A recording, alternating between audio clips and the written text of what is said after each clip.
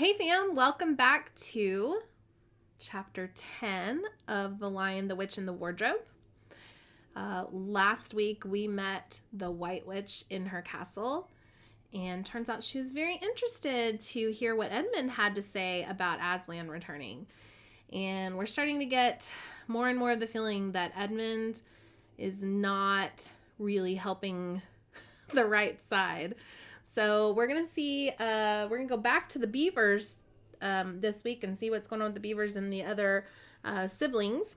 So we're in chapter 10, if you have your copy, you want to read along with me. Chapter 10, the spell begins to break. Now we must go back to Mr. and Mrs. Beaver and the three other children. As soon as Mr. Beaver said, "There's no time to lose," everyone began bundling themselves into coats, except Mrs. Beaver, who started picking up sacks and laying them on the table and said, "Now, Mr. Beaver, just reach down that ham, and here's a packet of tea, and there's sugar and some matches, and if someone will get 2 or 3 loaves out of the crock over there in the corner." "What are you doing, Mrs. Beaver?" exclaimed Susan. "Packing a load for each of us, dearie," said Mrs. Beaver very coolly. "You didn't think we'd set out on a journey with nothing to eat, did you?"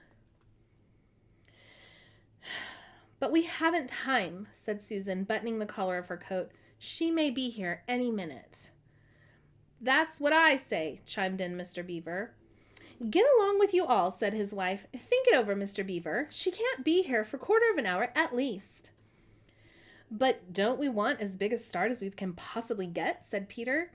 "If we're to reach the stone table before her?" "You've got to remember that, Mrs. Beaver," said Susan. "As soon as she has looked in here and finds we're gone, she'll be off at top speed." "That she will," said Mrs. Beaver. "But we can't get there before her, whatever we do, for she'll be on a sledge and we'll be walking." "Then have we no hope?" said Susan. "Now don't you get fussing, there's a dear," said Mrs. Beaver. "But just get 1/2 clean handkerchiefs out of the drawer. Of course, we've got a hope. We can't get there before her, but we can keep under cover and go by ways she won't expect, and perhaps we'll get through." "That's true enough, Mrs. Beaver," said her husband, "but it's time we were out of this." "And don't you start fussing either, Mr. Beaver," said his wife. "There, that's better. There's 5 loads, and the smallest for the smallest of us. That's you, my dear," she added, looking at Lucy. "Well, I'm nearly ready now," answered Mrs. Beaver at last, allowing her husband to help her into her snow boots. "I suppose the sewing machine's too heavy to bring?" "Yes, it is," said Mr. Beaver. "A great deal too heavy, and you don't think you'll be able to use it while we're on the run, I suppose."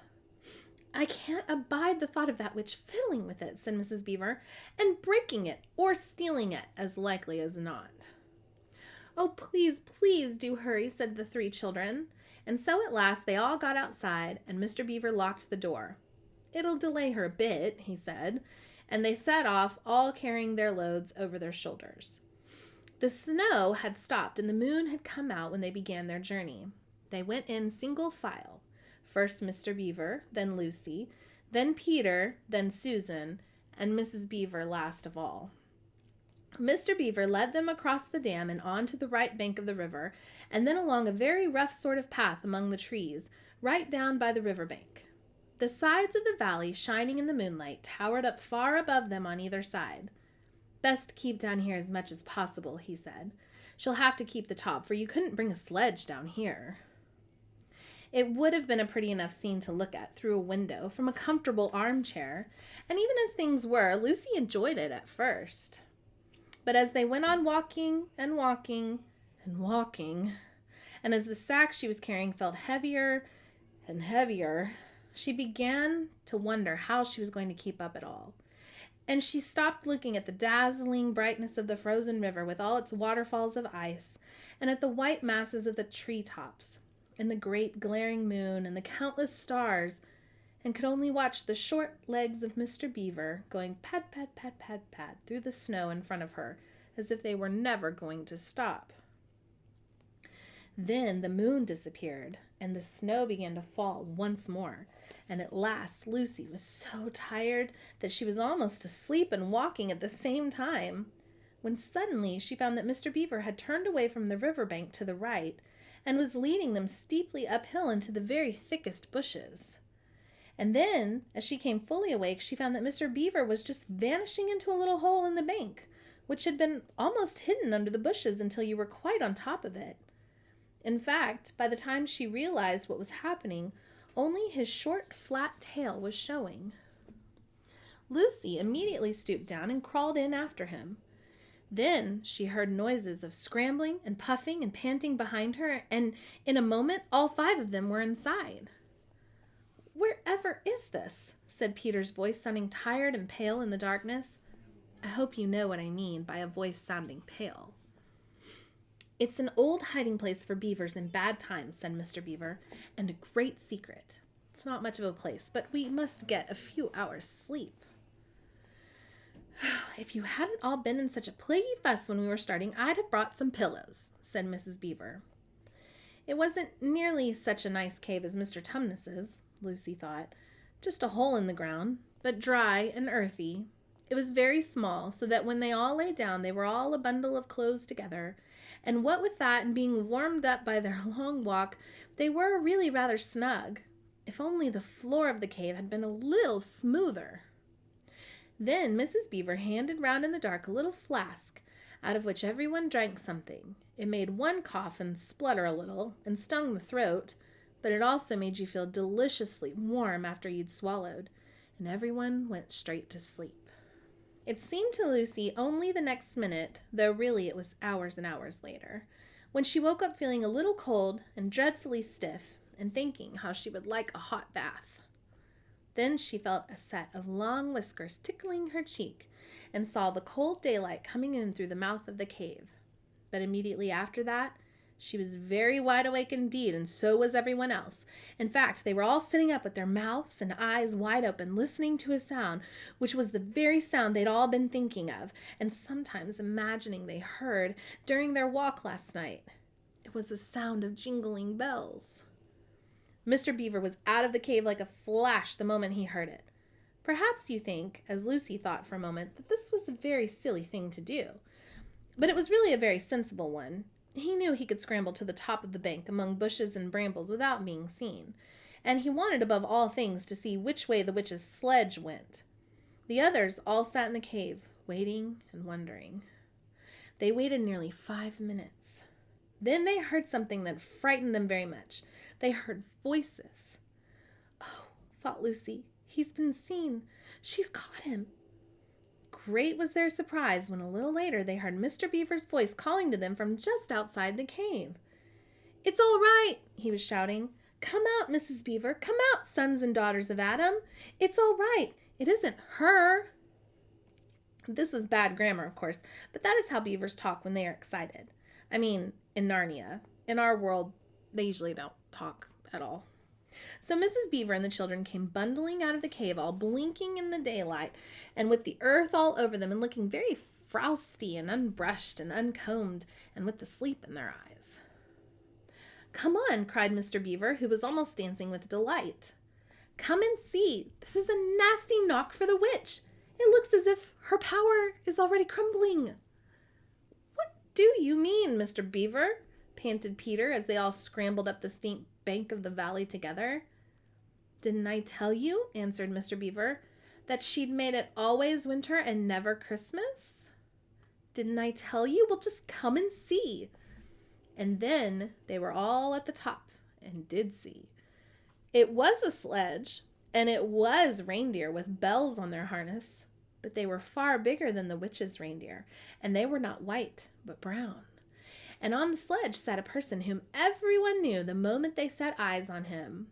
He was a huge man in a bright red robe, bright as holly berries, with a hood that had fur inside it, and a great white beard that fell like a foamy waterfall over his chest.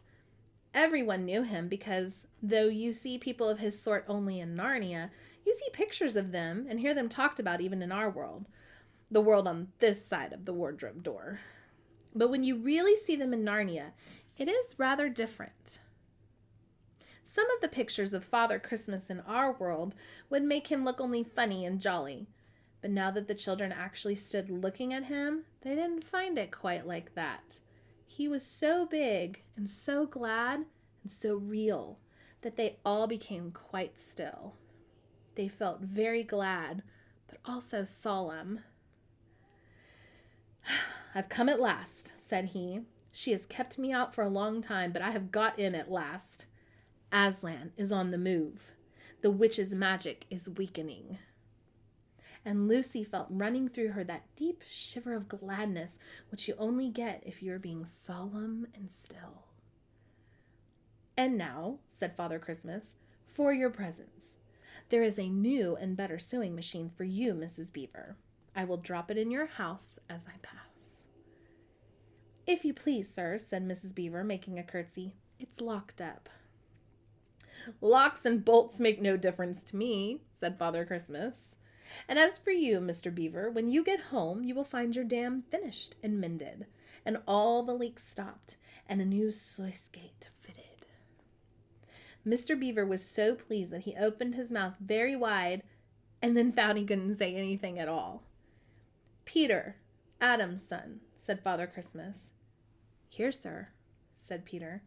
"These are your presents," was the answer. "And they are tools, not toys. The time to use them is perhaps near at hand. Bear them well." With these words, he handed to Peter a shield and a sword. The shield was the color of silver, and across it there ramped a red lion, as bright as a ripe strawberry at the moment when you pick it. The hilt of the sword was of gold, and it had a sheath and a sword belt and everything it needed, and it was just the right size and weight for Peter to use. Peter was silent and solemn as he received these gifts, for he felt they were a very serious kind of present. "Susan, Eve's daughter," said Father Christmas, "these are for you." And he handed her a bow and a quiver full of arrows and a little ivory horn. "You must use the bow only in great need," he said, "for I do not mean you to fight in the battle. It does not easily miss, and when you put this horn to your lips and blow it, then, wherever you are, I think help of some kind will come to you." Last of all, he said, "Lucy, Eve's daughter." And Lucy came forward. He gave her a little bottle of what looked like glass, but people said afterwards that it was made of diamond, and a small dagger. "In this bottle," he said, "there is a cordial made of the juice of one of the fire flowers that grow in the mountains of the sun.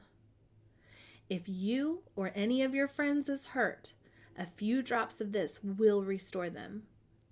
And the dagger is to defend yourself at great need, for you also are not to be in the battle." "Why, sir?" said Lucy. I don't know, but I think I could be brave enough." "That is not the point," he said, "but battles are ugly when women fight. And now," here he suddenly looked less grave, "here is something for the moment for you all." And he brought out, I suppose from the big bag at his back, but nobody quite saw him do it, a large tray containing 5 cups and saucers, a bowl of lump sugar, a jug of cream, and a great big teapot all sizzling and piping hot. Then he cried out, "Merry Christmas! Long live the true king!" and cracked his whip, and he and the reindeer and the sledge and all were out of sight before anyone realized they had started. Peter had just drawn his sword out of its sheath and was showing it to Mr. Beaver, when Mrs. Beaver said, now then, don't stand talking there till the tea's got cold, just like men. Come and help to carry the tray down, and we'll have breakfast. What a mercy I thought of bringing the bread knife." So down the steep bank they went and back to the cave, and Mr. Beaver cut some of the bread and ham into sandwiches, and Mrs. Beaver poured out the tea, and everyone enjoyed themselves. But long before they had finished enjoying themselves, Mr. Beaver said, "Time to be moving on now." And that is the end of chapter 10. We got to meet Father Christmas, Santa Claus. It's really, really cool. And of course, he is there kind of signifying that Aslan is coming, the true king is coming.